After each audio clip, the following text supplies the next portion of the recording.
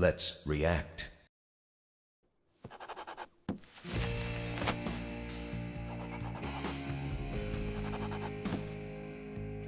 Great bands, terrible album covers, part 1. This is a Led Zeppelin album cover, one of the greatest bands in the history of music, reduced to a black shape sitting on a table.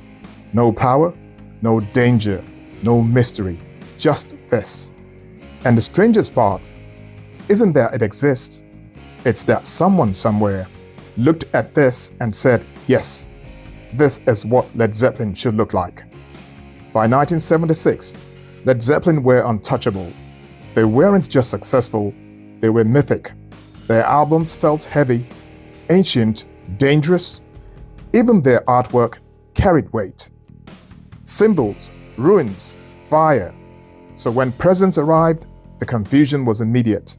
The idea apparently was symbolism, a mysterious object representing unseen force. Something powerful without explanation, but symbols only works when it feels earned. When it feels connected. This didn't feel powerful at all. It felt sterile, clinical, almost apologetic. Worse still, it had no emotional relationship with the music inside. No sense of scale, no sense of danger, no sense of who Led Zeppelin were anymore.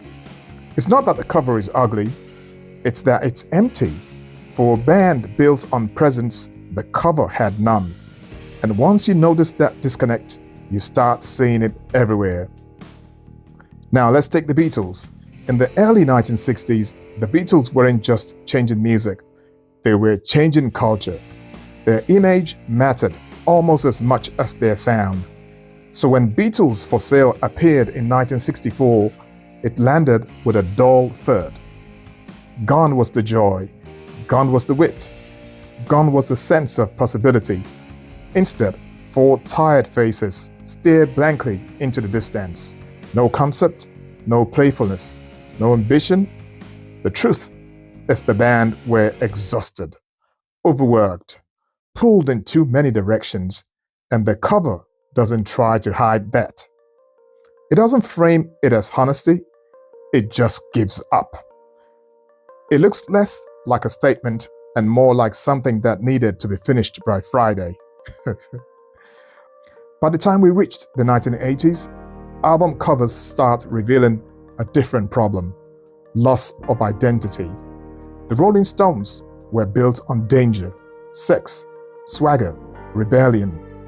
So how do you visually represent that? Apparently you don't. Dirty Works looks like it could belong to almost anyone.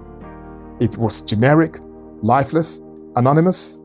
There's no threat here, no attitude, no sense of the band's personality. If you didn't know who this was, you would never have guessed in a million years that it was the Rolling Stones.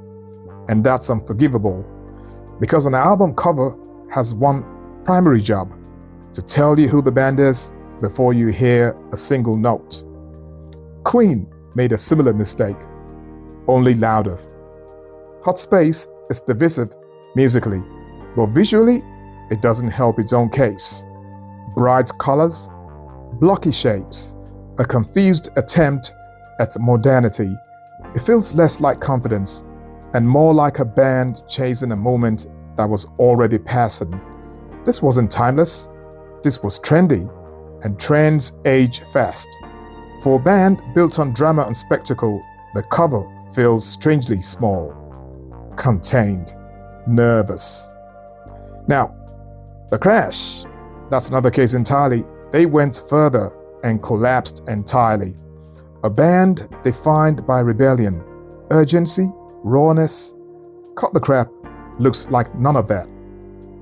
Overdesigned, cheap, and chaotic, it feels less like a Clash album and more like a rejected supermarket compilation. By this point, a pattern is forming.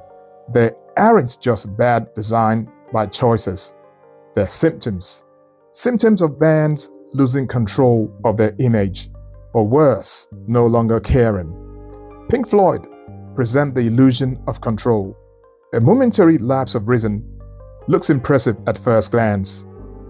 Rows of hospital beds stretching endlessly into the distance. But the longer you look, the less it says, this doesn't feel like Pink Floyd. It feels like a concept approved by a committee. It's grand, polished, but emotionally hollow. It's a spectacle without soul. A cover that wants to look important without actually meaning anything. If you would like to sit on the table to determine proceedings, to vote, to get more perks, and what we do next, membership is there for you. Black Sabbath. Black Sabbath swing violently in the opposite direction. Born Again is unforgettable for all the wrong reasons. A screaming baby, red eyes, thrown directly at the viewer. It's shocking, it's aggressive, and it's ugly. But shock without meaning doesn't age well. It doesn't provoke thought, it just repels. And then there are covers that cross into something worse. Unintentional creepiness. Scorpions' Love at First Sting isn't famous for that reason. At best, it's tasteless. At worst, it's something you don't want to defend. By the time we reach the 1990s, the confusion is impossible to ignore. Van Halen. Van Halen 3 feels like a band in freefall, abstract to the point of meaninglessness. Disconnected from the music, disconnected from the legacy. It doesn't offend, it just disappears, and that might be worse.